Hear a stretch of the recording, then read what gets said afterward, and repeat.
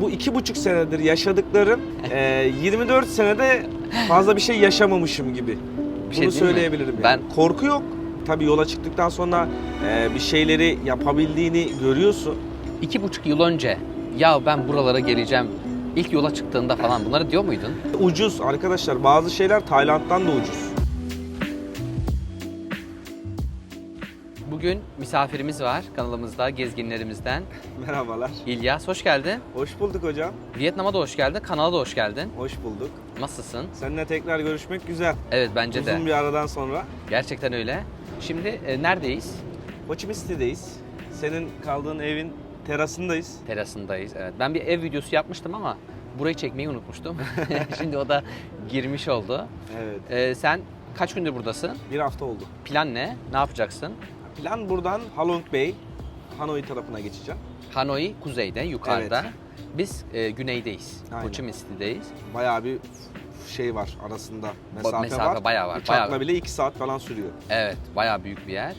Nasıl buldun Vietnam'ı? Vietnam- Asya'yı gezdin bayağı. Evet, beklediğimden daha iyi çıktı Vietnam.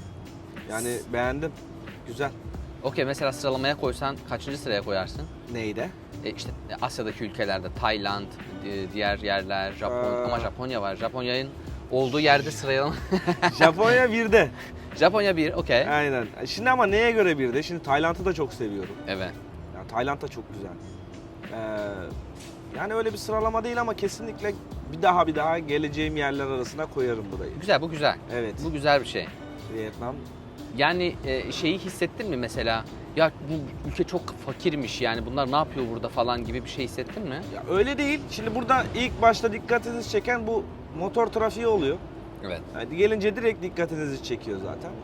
Ama onun haricinde yani herkes bir şeyler yapıyor ve insanların mutlu olduğunu görebiliyorsun. Sokaklarda herkes, genç nüfus çok fazla gözüküyor yani. Evet. Ve ucuz arkadaşlar. Bazı şeyler Tayland'dan da ucuz. Yani onu gördüm. Burada herhangi bir bütçeniz varsa iyi bir tatil veyahut da iyi bir gezi, iyi bir yaşam sağlanabilir. Onu gördüm yani. Kesinlikle farklı bir kültür bir kere. Yani kesinlikle Evet. görülmesi gereken bir yer. Hani Aynen. her şey farklı. Aynen. Ya Tayland'a gittim, oraya gitmeye gerek yokmuş denilecek bir yer değil. Değil. Evet. Değil. Yani her ülkenin kendine has böyle bir şey var, havası var, bir vibe'ı Var. var. Sen YouTube yapıyorsun. Evet. 2,5 yıldır falan yollardayım.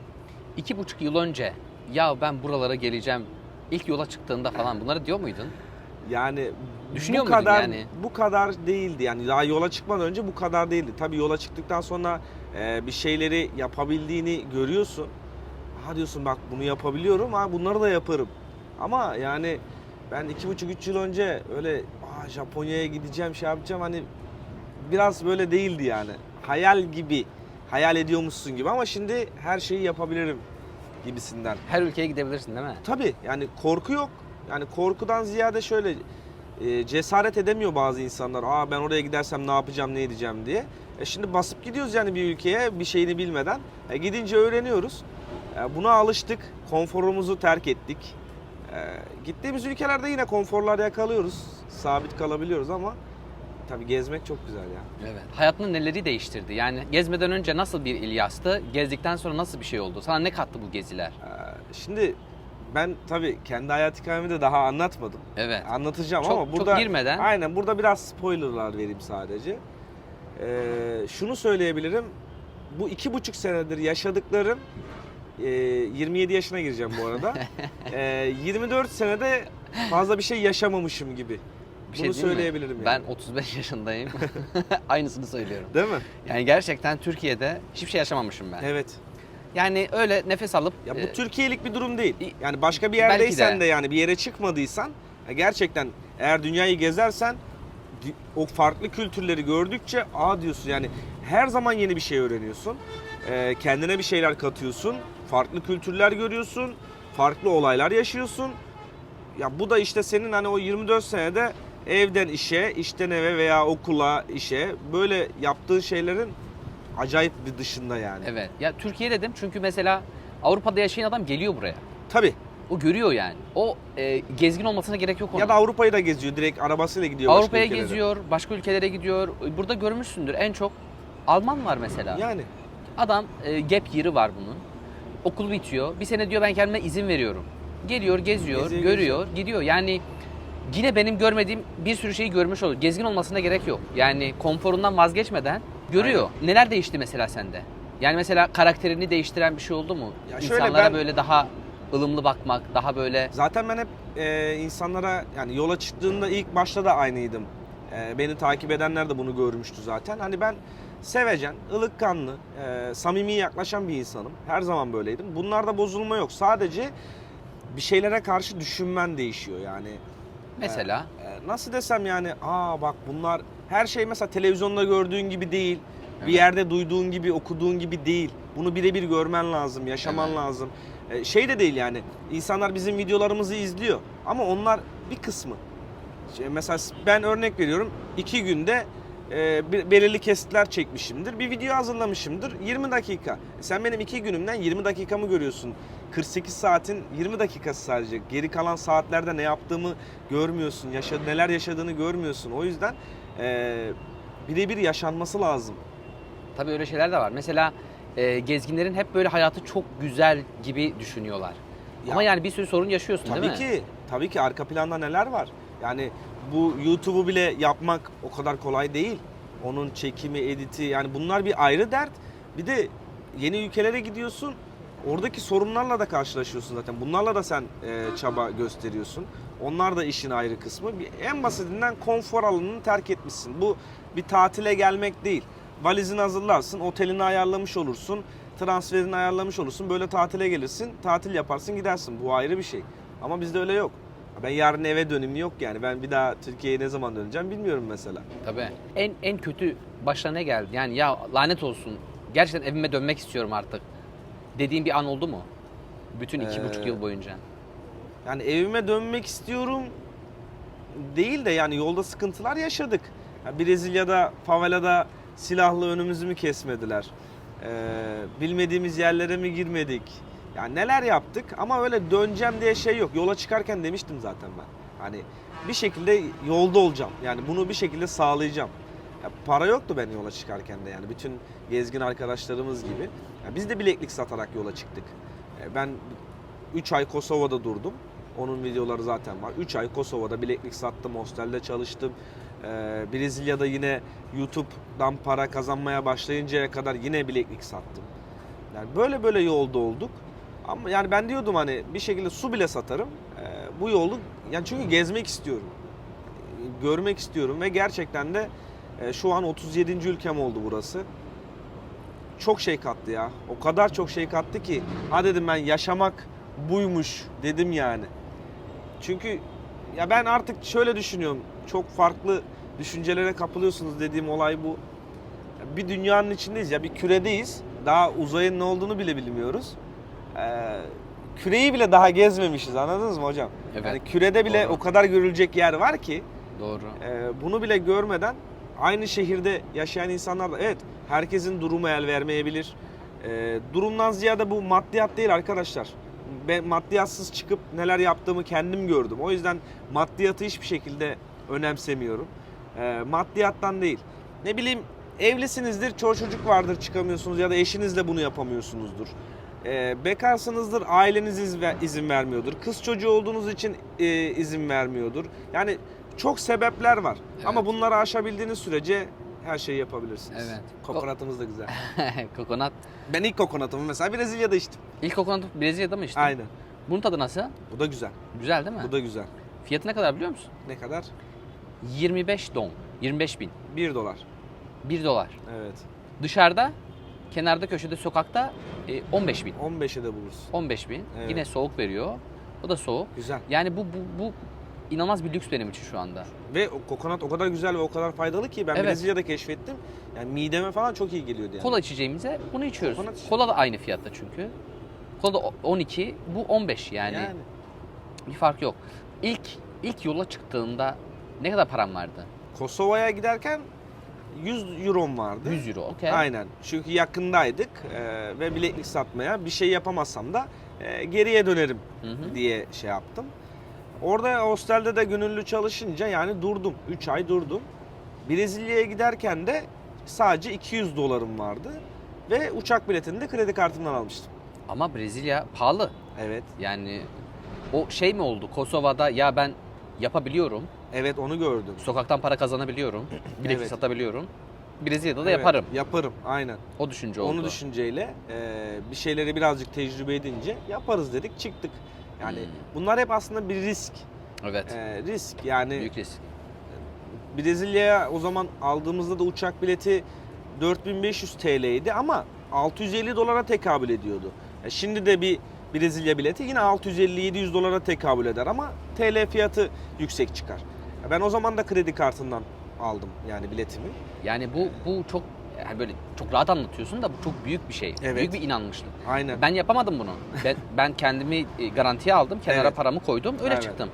Çünkü Evet. yani güvenemedim açıkçası. Benim 3. gün zaten Brezilya'da baktım 50 dolar eridi bile 3 günde. Tabii yani. Konaklamasıydı, yemesi, içmesi, bir şeylere binmiyoruz, yürüyoruz. Günlük ben 3-4 saat yürüdüğümü biliyorum Sao Paulo sokaklarında. Evet. Ya sonrasında hemen bileklik satmaya başladık. Böyle böyle idare ettik, otostop çektik, insanların evinde kaldık. Yani güzel maceralardı. Yani şeyi gerçekten şu anki durumunuzu gerçekten hak ediyorsunuz. Sen, Hayta'yı da biliyorum bak. Evet, Ben yola çıkmadan önce hem seni izliyordum hem de Hayta'yı izliyordum. Şu an vakit yok tabii de. evet. Yani ikinizin de neler çektiğini gördüm ben orada.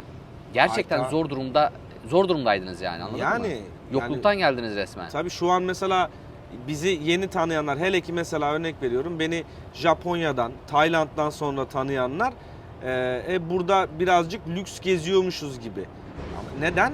Çünkü zorlukları yaşadık biz.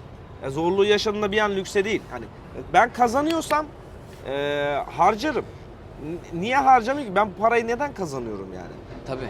Öyle. Tabii. Hani kazanıyorsam güzel yerde de kalırım. Ha, param olmazsa giderim kötü yerde de kalırım. Evet. Yaptım yani bunu. Baktım param az kalıyor. Giderim hostelde de kalırım. Tabii. Ama param varsa otelde de biraz konforumu oluştururum. Çünkü buna ihtiyaç duyuyorsunuz arkadaşlar. Siz çıkmışsınız, aylarca ülkeye dönmüyorsunuz.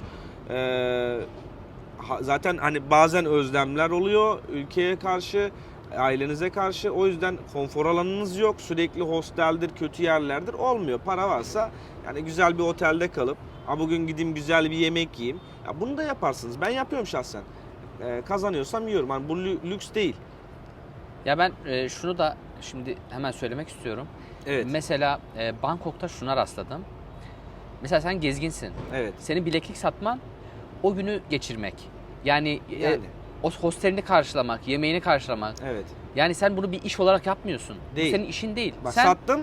Benim işim YouTube aslında. masraflarını karşıladın sen. Evet. Masraflarını karşılamak için bir araç olarak kullandın.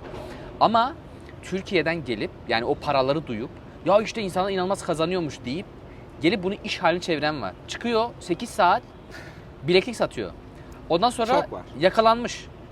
Evet. İçeri alınmış. Bir Evet. tanesi bir Türk. Salmamışlar. Para istemişler. Böyle şeyler yaşandı. Yaşanıyor. Bunlar yani biz o zaman gezerken bunları duyuyorduk yani Hong Kong'da başka yerlerde de bunları yapanlar vardı. Yani bunları hatta Interrail gruplarında da çok söylediler. Gezginliği kullanarak bu işlerden para kazananlar oldu yani. Kötü bir şey.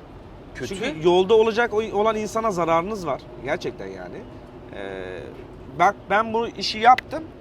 Şu anda YouTube'dan kazanıyorum. Bileklik satmıyorum. Bitti. Tabii yani. Şimdi niye? Şimdi ben hala devam etsem buna şey yapsam. Yeni gelecek olan insana önünü açmayız.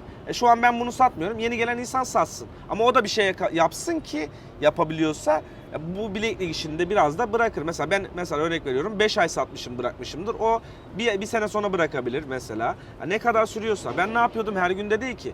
Ben bir gün işim iyi gittiyse örnek veriyorum bir günde benim 2-3 günlük giderimi karşılayacak kadar para çıkardıysam ben o diğer 2 günde biraz daha kazanayım diye çıkmıyordum ki. Kendime vakit ayırıyordum, geziyordum, video çekiyordum. Baktım yine param azalıyor, yine satmaya gidiyordum. Evet. Yani böyle yapıyorduk biz. Bu Bangkok'taki olayda ben şey gördüm. Bangkok'un böyle şeyi var. Ekşi Sözlük gibi bir yeri var. Orada işte Türk bileklik çetesi Bangkok'a dadandı gibi haberler çıkmaya başlamış. Ya bu kötü imaj yani. Kardeşim ya gezgini etkiliyorsun. Adam şimdi Gezgin mesela de değil. Gezgin de değil. Türküz öyle. Evet. Türküz yani. Bak yani arkadaşlar hani ya bilmiyorum katılanlar kesinlikle olacaktır şu anda bana da. O kadar ülkeye gittik. Emin olun her ülkede Türk var. Her yerde var. Her yerde var yani. Her yerde karşılaştık. İyisini gördük, kötüsünü gördük. İyi şeyler duyduk, kötü şeyler duyduk ama Kötü şeyler duyduk. Duyduk. Kötü Ben- şeyler duyduk. yani Japonya gibi güzel bir ülkede bile neler yaşanmış yani. Onları bile duydum. Ay Kore'de. dolandırıcılıkları da duyduk Neler yani. neler. Şimdi onu bahsetmeyelim de. Şimdi şunu diyoruz. Biz bu ülke Türklere şey yapıyorlar. Kapıda almıyorlar. Veyahut da şey yapıyorlar. Bunu tamam hani bunun devletler arası konu ayrı. Ayrı yani bu ayrı. Bir ondan önce de adam bir bakıyor Türk benim ülkemde ne yapmış. Eğer böyle bir şey olduysa zaten bir size karşı ön yaklaşım oluyor. En basitinden şöyle bir örnek vereceğim. Şu an bizim ülkemize o kadar Rus geliyor veyahut da Almanya'dan geliyorlar. Turistler geliyor. Siz birisiyle tanıştınız. Türksünüz, erkek ya da bayansınız fark etmez. Örnek veriyorum. Bir erkek bir tane Alman kadınla tanıştı diyelim.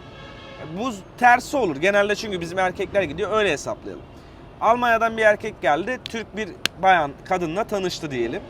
Bu Türk kadına ne bileyim aldattı, dolandırdı, böyle bir şey yaptı diyelim. Bu kadın bir daha Alman bir erkeğe güvenir mi? Çıkmaz. Bir de şey olur yani arkadaşlarına anlatır. Anlatır. Çevresi de Alman'a ismi karşı. çıkar yani adamın ismi Evet. çıkar resmen. Evet. Yani o milletin ismi çıkar. Ondan sonra mesela sen belki de çok böyle masumane bir şey yaşayacaksın. Bariyer. Diyecekler ki Alman Evet. lütfen ben Mesela almayayım. bak bunu Alman'dan Mesela, örnek verdik. mesela yani. tabii. Bu başkası da olur. Tabii. Yani o yüzden şimdi biz diyoruz hani ülkemize yabancılar geliyor. Yani kaçak yollar öyle. İltica ediyor. Bizim insanımız da iltica ediyor. Evet. Bizim insanımız da oraya sığınmacı olarak gidiyor. Evet. Yapıyoruz yani bunları. Ya bunlar ben bunu gezgin gözünden bakıyorum arkadaşlar. Benim umurumda değil. Ben buraya gelmişim. Ben bir hafta sonra giderim. Ben Japonya'ya gittim. 22 gün gezdim adabıyla. Çıktım. Şimdi ben yine giderim. Niye? Bir güvenim var. Adam diyor ki bu geliyor. Benim ülkemi görüyor. Gidiyor. Ben orada kötü bir şey yapsam tamam beni bir daha almasın. Çünkü yapmışım derim. Ya buna dikkat ettiğiniz zaman ne bileyim ya adımızı kötülemeyelim. Ondan Bence de. sonra bana diyorlar Türkiye'ye şey yapıyorsun. Türkiye değil arkadaşlar. İnsanımıza da yani biraz insanımızın da şey olması lazım. Ben yolda bunu gördüm. Neyse Kesin. burada da buna çok Kesin. değindik. Evet. Çok açtık. Evet. Şimdi yavaştan hava kararıyor artık. Evet. Burada bitirelim. Olur. İsterlerse başka bir ülkede buluştuğumuzda tekrar seninle bir sohbet ederiz. Bence çok güzel bir sohbet oldu. Evet hocam. Paylaşım oldu. Çok hayatına da girmedik. Ee, Kendi 100 bin olunca açıklarsın artık. Evet hayatını. 100 bin olunca açıklıyoruz. Güzel bir videoyla. Şunu söyleyeyim. Gezmek insanı o kadar değiştirir, kültürlendirir. Kendinize yapacağınız en güzel yatırım. Boşa gitmiyor bu para. Tabii. Ben mesela siz örnek veriyorum şöyle hesaplayalım. Ben buna değinmek istiyorum hocam. Okay. Online işler zaten artık iyice meşhur olmaya başladı. Herkes online çalışmaya başlıyor. Yani online çalıştıktan sonra interneti dünyanın her yerinde bulursunuz. Sadece internete ihtiyacınız var. Ben diyorum mesela ben şimdi YouTube işini Türkiye'de de yapsam ama ben Türkiye'de bu olanaklarda duramam. Tabii. Ben şimdi gidiyorum Tayland'da örnek veriyorum ama bunu da Tayland'da böyle bir yerde kiralarsın 300 Tabii. dolara. Ama Tabii. ben Türkiye'de bunu 300 dolara kiralayamıyorum. Yapamıyoruz. Mesela Şu an gidiyorum bir yapamıyoruz saat yani. masajımı yaptırıyorum. Evet. Güzel yemeğimi yiyorum. Yani bana bunlar önemli. Bulunduğum yer değil. Böyle bir ülke varsa Amerika vizesini de aldım şu anda mesela ama ben Amerika'ya sadece gezmeye giderim. Yaşamaya gider miyim? Yok yani. Yani Amerika'da yaşayan arkadaşlar sadece iş olduğunu söylüyorlar. Yani eğlencesi Ha. yine pahalı. Şöyle Bura düşün. gibi değil yani. 5.000 dolar kazanıp Amerika'da yaşayacağıma 2.000 dolar kazanıp Tayland'da yaşarım. Kesinlikle. Kesinlikle. Bu kadarını söyleyeyim yani. Ve 2000 dolara çok güzel yaşarsın. Evet. Tayland'da, burada da. 5.000 dolara Amerika'da, Tayland'da yapacağını yapamazsın. Tabii. Yapamazsın. Kesinlikle. O yüzden en yani 2.000 basitinden- dolara Tayland'da yaşarım. Yani en ucuz yemek herhalde 10 dolar falan yani şimdi. Ya 5 dolar 10 dolar olsun yediğin de sandviç mi ne yani? Ben Yani- Tayland'da en güzel restoranta gidiyorum 20 dolara manzaralı deniz manzaralı yerde yemek yiyorum. Yani. 20 dolara evet gerçekten yani. Yani. Abartıyoruz 20 dolara. Tıka basa Nasıl? yiyorsun. Yiyorum. Evet, kesinlikle. Var videomda var yani. Evet evet. O yüzden bunlar insanı etkileyen şeyler bunlar Evet. arkadaşlar. Tamam İlyas'cığım çok teşekkür ederiz. Ben de teşekkür ederim hocam. Soru olursa sana yazarlar herhalde ama çok müsait olur musun bilmiyorum. Nasıl? Instagram'dan dönebilir misin bilmiyorum Instagram'dan ama ya bak elimden geldiğince o kadar mesaj var ki elimden geldiğince mantık çerçevesinde sorulan cevaplara dönüş yapıyorum. Evet. Ya şimdi kusura bakmayın hani herkes konuşmak, muhabbet etmek istiyor ama Gerçekten buna zaman Evet. alamıyor. İnsan bir şey soracak. Önce selam diyor ama ben onu hani benimle konuşmak istediği için selam diye algılayabiliyorum. Bir sorunuz varsa Direkt komple yazsın ya. yazın. Evet. Bu kadar yazın. Ben okuyayım. Onun arasından size cevabını söyleyeyim. Evet, bir de yani Aynen. ses atarsın, bir şey olur. Tabii. Çünkü o şey yok. Muhabbet etme Hı hı. zaman yok. İşte merhaba, nasılsın? İyiyim, sen Ha, nasılsın falan. Bunlara değil. Böyle bir zaman yok. Direkt Evet. ne sorunuz sorun, cevabını alın. Yani böyle olursa daha çok cevap verme şansım olur. Kesinlikle. Tamam İlyas'cığım, çok teşekkür ederiz. Ben teşekkür ederim hocam. Kanalımıza geldin. Muhabbet ettik. Çok güzel oldu. Evet. İnşallah başka bir ülkede görüşürüz. İnşallah hocam. Dünya Gel. küçük. Evet. Dünya küçük. Gerçekten dünya küçük. Ben bunu gördüm yani. Kendine çok iyi bak. Sen de hocam. Görüşürüz. Görüşürüz.